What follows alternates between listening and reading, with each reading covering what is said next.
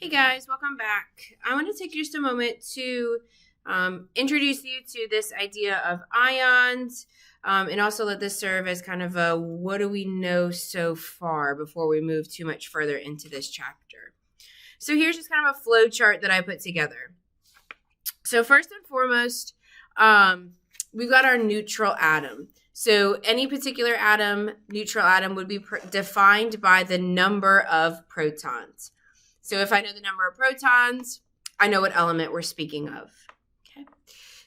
The other subatomic particles that are present, I can vary those. I can change them. So we saw that if I vary the number of neutrons, we have what's called an isotope. So if I add more neutrons, the mass goes up. If I take neutrons away, the mass goes down. So varying the number of neutrons, that's an isotope.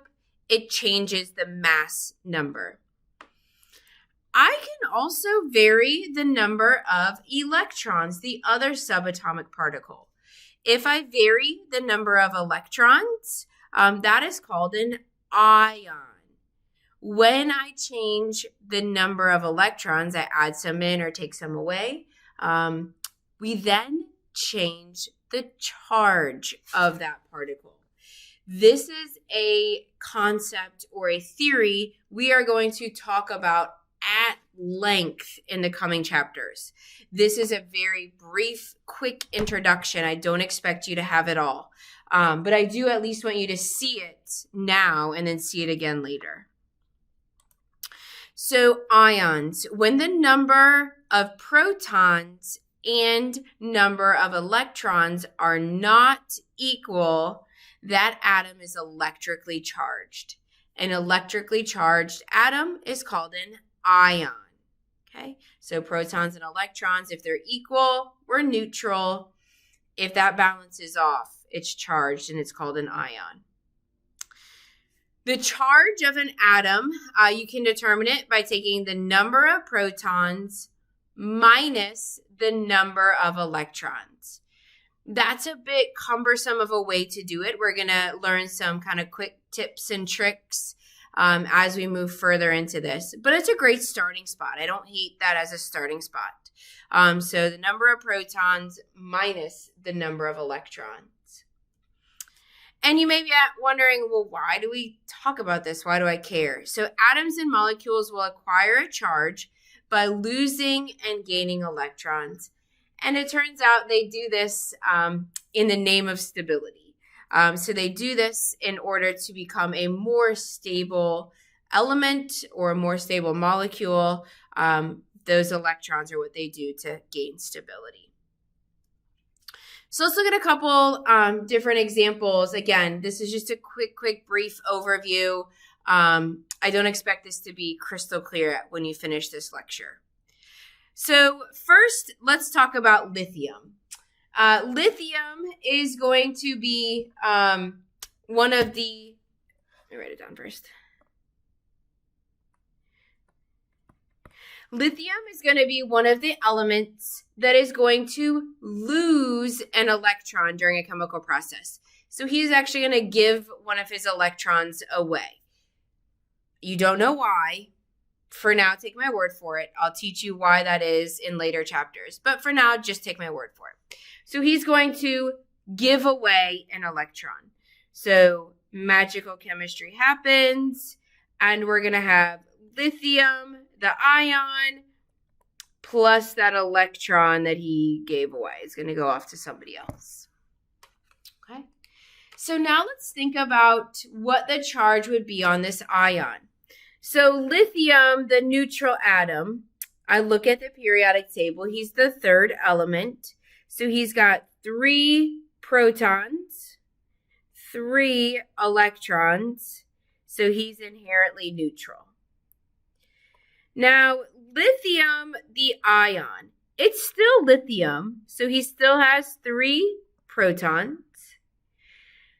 But he gave an electron away. Right? He gave one away. So now he has 2 electrons.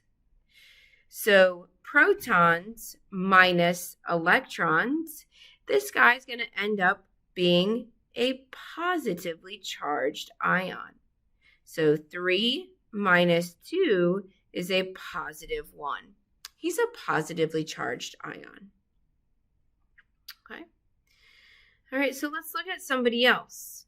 Let's come over here and let's look at fluorine.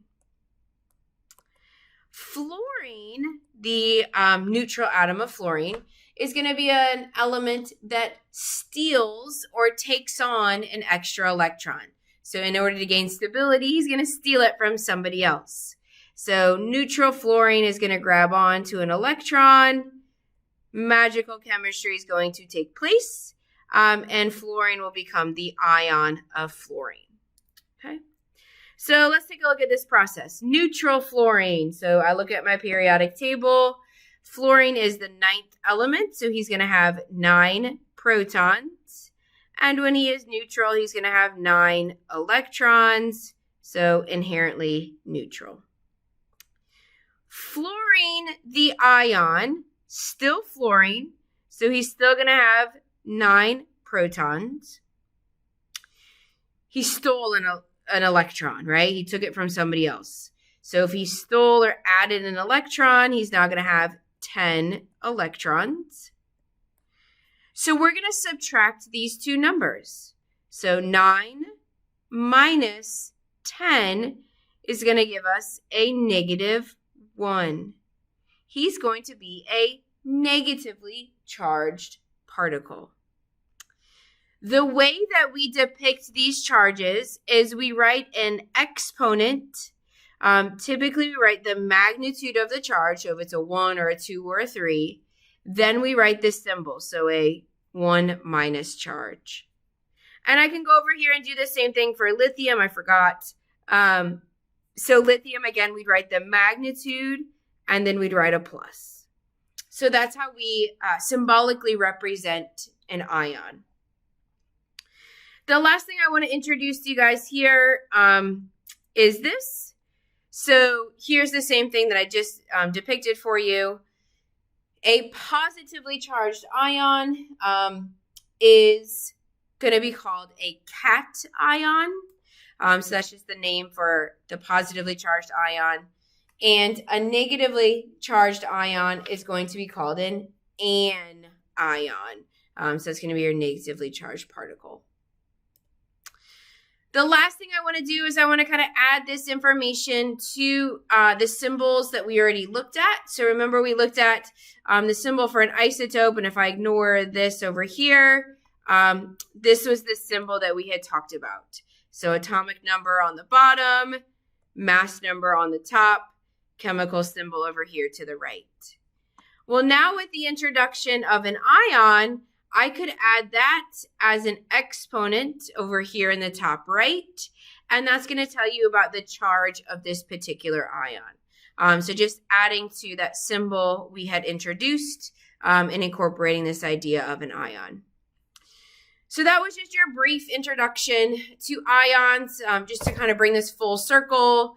A neutral atom defined by protons. Change the neutrons. That's an isotope. Change the electrons. That's an ion. Hope you guys found this helpful.